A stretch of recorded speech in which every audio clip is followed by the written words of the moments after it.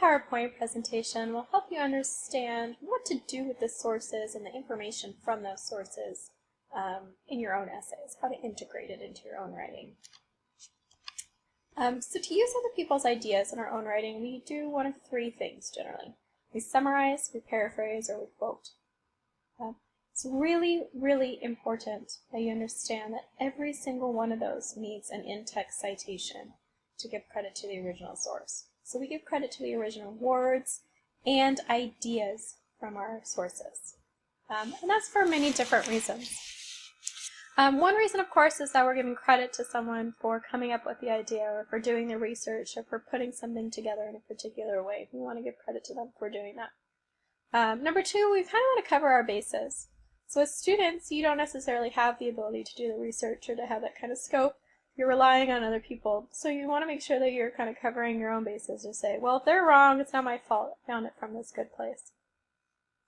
And the third reason why we include these kind of citations is because we want to include a record or a map of our scholarship. Part of academia is helping other people learn. So if someone is interested in a thought, or interested in an idea or a study that you mentioned, they should be able to find that out for themselves and explore that for more information. All academic writing is going to do this. So it's not just the words, it's not just the quotations that need this kind of citation, it's the words and ideas. One way that we get somebody else's ideas into our own writing is through summary. The big difference between summary and paraphrase is the size. So when we summarize something, we're taking something that's much larger, making it much smaller in our own essay. So sometimes you might read an article, say, and you want to kind of summarize the main idea of the article or summarize the overall gist of it. You don't need any specific details from it. That would be shrinking or condensing the information. When you do include a summary, it should be entirely in your own words and your own phrasings. It shouldn't follow any of the exact language or the exact structure of the original. And it needs an in-text citation, generally a single phrase to let the reader know that what is about to come is summary, and it's something at the end to show that it's done. So this, again, if we want to get big concepts, big ideas, a large amount of information into a small space, we call that summary. Paraphrase is very similar to summary in that you're including information from a source in your own words. But when we paraphrase, we take something about the same length and put it into our essay for about the same length. So maybe it's like a sentence in the original, and you're going to have a sentence in your own essay. A couple sentences in the original, a couple of sentences in your essay. So in this sense, you're not condensing or shrinking the information, you're just saying it in a new or a distinct way. You need to change both the author's words and the structure to your own. It is not enough for a paraphrase just to have one or two words changed or a couple of synonyms here or there. You have to actually rethink it, say it in your own way, say it in your own order, that kind of stuff. Definitely need an in-text citation for a paraphrase. Even though you put it in your own words, still need to give credit to the original source where you learned that information. So anytime I see a statistic, for example, it's a great time to use a paraphrase. I should see an in-text citation showing me where you got that. Here's an example of a paraphrase. I have an original source. This is all about my cat, Oliver, who's right here with me, helping me with this PowerPoint. But if I had an original source that says something like, Oliver is the best cat in the world, he's cute, funny, and friendly, he loves meeting new people who come over, he always sleeps with me, keeps me company, he's never bitten me, he seems to know when I'm upset, comes to sit in my lap to make me feel better. It's from an article called Oliver, Crazy Cat Lady magazine, written by me on page 10. Okay, so if I wanted to paraphrase that, this would be an example of an unacceptable paraphrase, or what we call a plagiarized paraphrase. The author talks about how her cat Oliver is the best cat in the world in great detail. She says he loves meeting new people who come over and sleeps with her and keeps her company. When she's upset, he seems to know and comforts her to make her feel better. There are a couple things that are wrong with this. First of all, we don't have a correct in-text citation. You see we have a page number, we don't have a last name, so that's a problem. Secondly, there's a lot of exact language that's borrowed from this one from the other one without any quotation marks around it. A lot of the exact phrasings. And number three, the structure is exactly the same. It's going through an order from the original, not putting in its own structure. You can see it in contrast with the original here. It's exactly the same order. Some of the words are exactly the same. And of course the citation is wrong. A better phrase paraphrases sound like this. Vicky Wiggins describes the positive qualities of her cat in great detail. In addition to being friendly to other people, he's very kind to her when she's unhappy. They snuggle together every night. He never bites her to show his disapproval. You can see the kind of contrast for it. So as you paraphrase, you should be trying to do the same thing. Your own words, your own structure. I think it's impossible to paraphrase when you're looking at the original. So the best way to paraphrase something, I think, is to read the original, make sure you understand it, and then somehow cover it up. Flip it over, cover it with something. Don't look at it while you're typing out your paraphrase or you're handwriting out your paraphrase. It's too easy when you're looking at that original to keep the exact language or to keep the structure. You can't imagine it in a new way. So instead, read it a couple times, make sure you understand it, cover it up, say it your own way, and then make sure you check it with the original. If you do have a couple of phrases or a couple of words that are taken directly from the original, just put them in quotation marks to show the difference for the places that are your words, someone else's ideas, or paraphrase, places that are both the other person's ideas and words.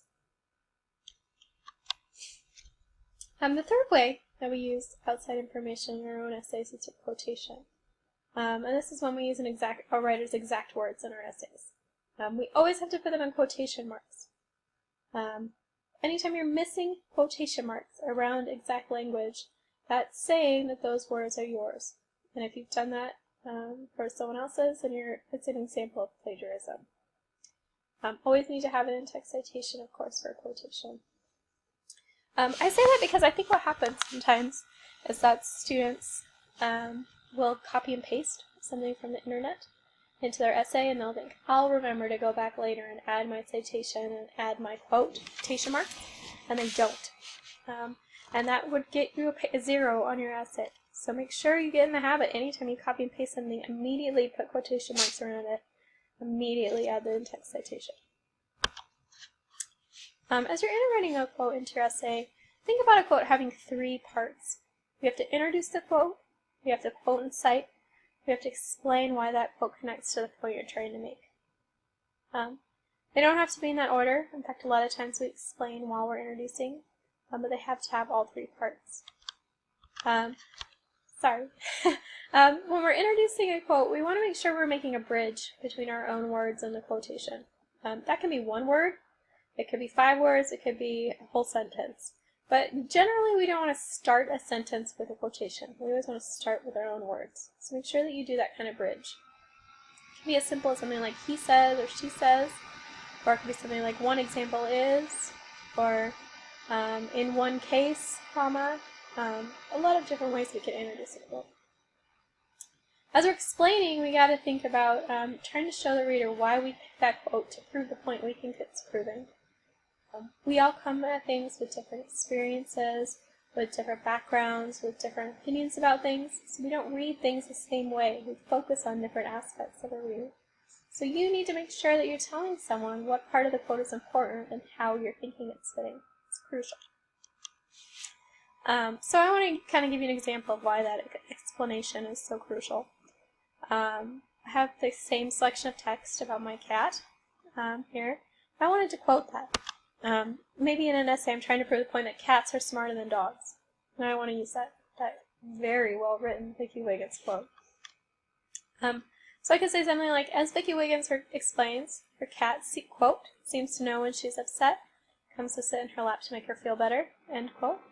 This shows just how smart her cat Oliver is to know to come console her when she needs it.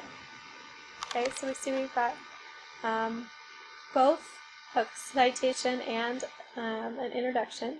The essay or the sentence does not start with a quote. We have a quote and a citation in 2 places, and this shows how. Explain it. You buy that? You understand? Well, this other crazy student is trying to prove the point that dogs are smarter than cats, and they decided to use the same selection of text to prove it. So in their essay, they said, one pet owner says her cat is smart because he seems to know when I'm upset and comes to sit in my lap to help me feel better. Wiggins 10. This is not an example of intelligence, however, but a basic emotional response. In her entire description of her cat Oliver, she offers no real evidence of his intelligence. So we can see the same quote is being used to prove a totally different point. The writer is reading that quote in a totally different way. And that's why you need to explain every quotation that you use. Make sure you really explain how it fits, how it connects, how it's supporting or proving the point that you think it is. Because while you might think it's obvious, it is not obvious to your readers. A couple other quotation reminders, things you want to keep in check. You might have noticed in one of those examples that use these square brackets. We do this to change like a small word inside of a quote. So maybe it said in the original and you want it to say the, just because it makes your sentence flow better. Sometimes the tense might be written in past tense and you want to change it to present tense. Sometimes maybe it says I, but you want to use it as she. So there are those little things that help it flow better in your sentence, but don't really change the meaning. We use those square brackets for that. We also use ellipsis, those dot, space, dot, to omit something in the middle of a quote. So if you start a quote in the middle of a sentence, it's totally fine. You do not need the ellipsis. If you leave stuff out at the end of a quote, it's totally fine. You don't need the ellipsis. But if you leave stuff out in the middle, that's when we put it. You can see it doesn't seem realistic. We have that dot, dot, dot. And then one thing you want to try and do in a college level essay is to quote smaller phrases more than long sentences. So I really encourage you not to use any quotations that are longer than 3 or 4 lines of text. Try to break them up.